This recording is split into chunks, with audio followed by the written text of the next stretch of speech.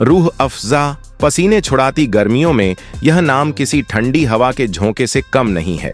अधिकांश भारतीयों के फ्रिज में एक जगह रूह अफ़ज़ा के लिए रिजर्व रहती है, जो गर्मियों की तपन से छुटकारा पाने और मेहमानों की आवभगत करने के लिए हमेशा तैयार रहती है। रूह अफ़ज़ा से बनी हुई लस्सी, शरबत और श्रीखंड जैसे पेय पदार्थ न केवल स्वादिष्ट होते हैं, बल्कि गर्मी के मौसम में शरीर को ठंडक और तरोताज़ा भी रखते हैं। इसकी ठंडक और स्वाद का जादू हर उम्र के लोगों पर चलता है और यही वजह है कि यह पेय पदार्थ हर घर में एक खास जगह बनाए हुए है। लेकिन क्या आपने कभी सोचा है कि रूह अफ़ज़ा बनता कैसे है? आज हम आपको रूह अफ़ज़ा के बारे में और भी करीब से बताएंगे, खासकर यह कि कैसे यह पेय पदार्थ फैक्ट्री में बनाया जाता है और इसके निर्माण की प्रक्रिया क्या होती है। हम आपको फैक्ट्री के अंदर ले जाकर दिखाएंगे कि कैसे रूह अफ़ज़ा के लिए विभिन्न प्रकार के फलों के अर्क, जड़ी बूटियों और अन्य सामग्री का चयन किया जाता है और फिर कैसे इन सभी को मिलाकर एक अद्वितीय और स्वादिष्ट पेय बनाया जाता है। तो आइए जानते हैं रूह अफ़ज़ा के निर्माण की कहानी और इसके पीछे की प्रक्रिया के बारे में। दोस्तों, अब हम आ चुके हैं फैक्ट्री में, जहां रूह अफ़ज़ा बनाने का प्रोसेस शुरू होने वाला है। सबसे पहले रूह अफ़ज़ा के शुगर सिरप को तैयार किया जाता है, जिसमें मुख्य सामग्री है चीनी। इस फैक्ट्री में बड़े बड़े चीनी के बोरों को लाकर एक टनल के रास्ते बॉइलिंग टैंक तक भेजा जाता है, जहां पर चीनी को अच्छे से उबालकर सिरप तैयार किया जाता है। चीनी को उबालने के लिए इस टैंक का टेम्परेचर लगभग 115 डिग्री सेल्सियस तक सेट किया जाता है, जिससे चीनी आसानी से घुल जाती है। इसी दौरान एक अन्य टैंक में पाइनएप्पल और ऑरेंज जूस को मिलाया जा रहा है। दोनों फलों के जूस को आपस में मिलाकर एक अनोखा मिश्रण तैयार किया जाता है।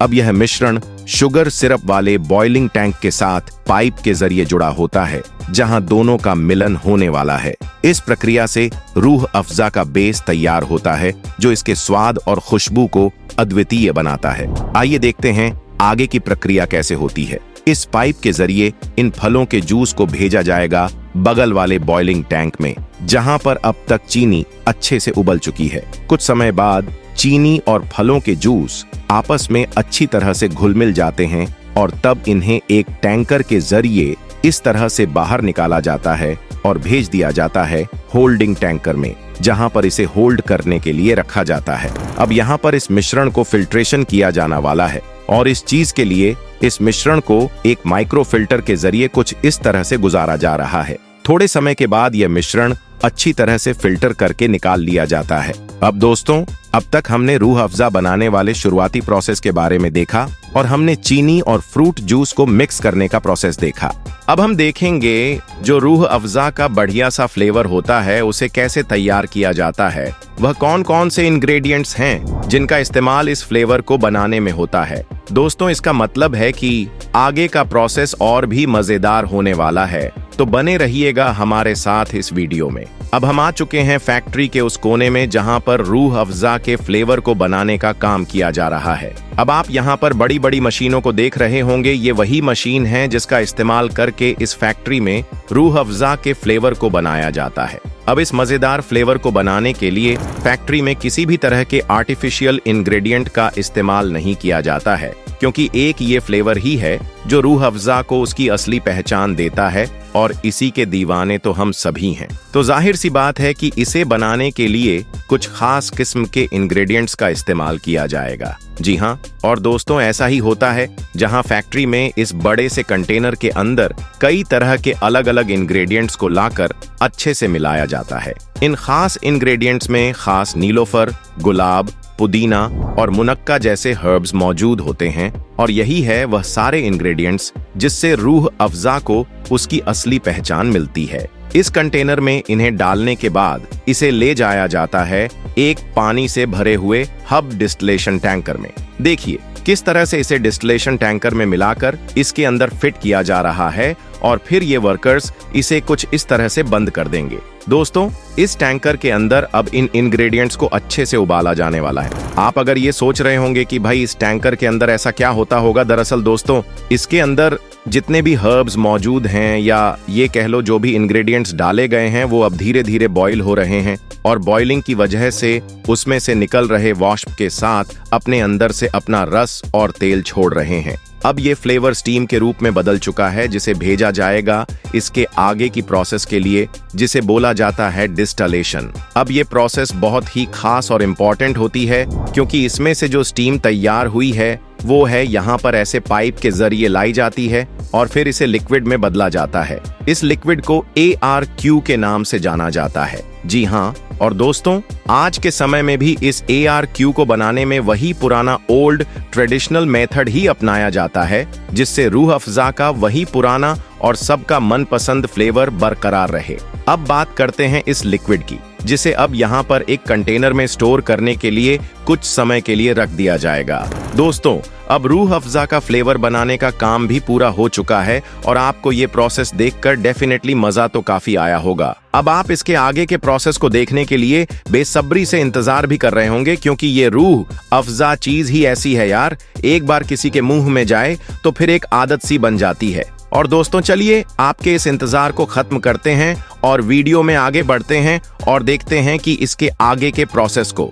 दोस्तों अगले प्रोसेस में हम देखने वाले हैं कि इसमें कलरिंग का काम कैसे किया जाता है, यानी कि जो लाल रंग होता है वो आखिर आता कैसे है भाई। दोस्तों अब हम आ चुके हैं फैक्ट्री के कोने में, जहां पर इस रूह अफ़ज़ा को लाल किया जाने वाला है, यानी कि कलरिंग का प्रोसेस। और यहाँ पर आप जैसे कि देख ही सकते हैं, ये भाई साहब इस बड़े से कंटेनर के अंदर कुछ लाल रंग का लिक्विड डाल रहे हैं। दरअसल इस लिक्विड में फ्रूट कलर का इस्तेमाल किया जाता है और कुछ इस तरह से रूह अफ़ज़ा को उसका लाल रंग दिया जाता है, जो रूह अफ़ज़ा की बोतल से इस तरह से चमकता है। मस्त है ना, कि आपकी नजर में एकदम से ये आ जाता है। दोस्तों अब हम इस प्रोसेस के उस स्टेप में आ चुके हैं जहां पर अभी तक हमने रूह अफ़ज़ा के जितने भी अलग अलग लिक्विड को बनाए हैं, जैसे कि स्टार्टिंग में हमने शुगर सिरप बनाया, उसके बाद हमने बनाया रूह अफ़ज़ा के फ्लेवर को यानी कि ARQ को, और फिर हमने तैयार किया रूह अफ़ज़ा के लाल रंग को। अब इन सभी चीजों को फैक्ट्री के इस एरिया में लाया जाता है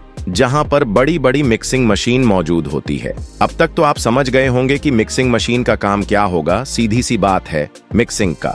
दोस्तों यहाँ पर इन सभी अलग अलग लिक्विड को इसमें डालकर अच्छे तरीके से मिक्स किया जाने वाला है और इन सभी लिक्विड को बदलने के लिए इसे यहाँ पर लगभग 1 घंटे तक अच्छे से मिलाया जाता है। करीब 1 घंटे के बाद ये मिक्सचर अच्छे से मिल जाता है और आपका ये लाल कलर का दिखने वाला टेस्टी रूह अफ़ज़ा बनकर इस तरह से दिखने लगता है। ये रूह अफ़ज़ा बनकर तैयार तो हो चुका है, लेकिन अभी पिक्चर पूरी खत्म नहीं हुई है, क्योंकि अभी भी बहुत इंपॉर्टेंट प्रोसेस किया जाना है। और ये कह लो कि इस प्रोसेस के बिना यह रूह अफ़ज़ा किसी काम का ही नहीं है। अभी तो इस रूह अफ़ज़ा को अपनी परीक्षा तो देनी है ना, यानी कि क्या ये मार्केट में भेजने के लायक तैयार हुआ है या नहीं, और तो और इसमें वही पुराना रूह अफ़ज़ा का टेस्ट आ रहा है या फिर नहीं। चलिए अब इसको दिखाते हैं कि आखिर इसकी टेस्टिंग प्रोसेस क्या होती है। लिक्विड को इस पाइप के जरिए भेजा जा रहा है टेस्टिंग यूनिट में, जहां पर अब कुछ एक्सपर्ट्स इसके ऊपर तरह तरह के टेस्ट करेंगे, जैसे कि इसके कलरिंग का टेस्ट, इसमें अच्छे से शुगर मिक्स हुआ है या नहीं, इसका टेस्ट, और इसके अलावा भी काफी टेस्ट होते हैं। और एक बार जब ये सारे के सारे टेस्ट से पास हो जाता है तो इसे भेजा जाता है आखिरी चरण में। दोस्तों अब वो घड़ी आ चुकी है जब इसे बोतलों में पैक करके आगे भेजा जाएगा। यहाँ पर आप देख सकते हैं कि इस कन्वेयर बेल्ट पर ढेर सारे बोतल एक के बाद एक रखे हुए हैं, जो धीरे धीरे करके आगे बढ़ते हैं और इन बोतलों को अच्छी तरीके से हाई प्रेशर वाली मशीन के जरिए इस तरह से साफ किया जाता है। फिर यहाँ से इन्हें आगे ऑटोमेटिक फीलिंग मशीन की जरिए इसके अंदर रूह अफ़ज़ा को कुछ इस तरह से डाला जाता है। अब यहाँ पर 1 मिनट में 265 बॉटल को भरा जाता है। अब इसके ऊपर इसका कैप लगाकर लेबलिंग कर दी जाती है और फिर इसे इन बड़े बड़े बॉक्सों में पैक करके मार्केट में भेज दिया जाता है। उम्मीद है कि आपको यह वीडियो पसंद आई होगी। अगर हाँ तो वीडियो को लाइक और शेयर करना न भूलें। हमारे चैनल को सब्सक्राइब करें और बेल आइकॉन दबाकर रखें ताकि आपको हमारी अगली वीडियो की जानकारी तुरंत मिल सके। तब तक के लिए अलविदा और जल्दी मिलते हैं एक और मजेदार वीडियो के साथ।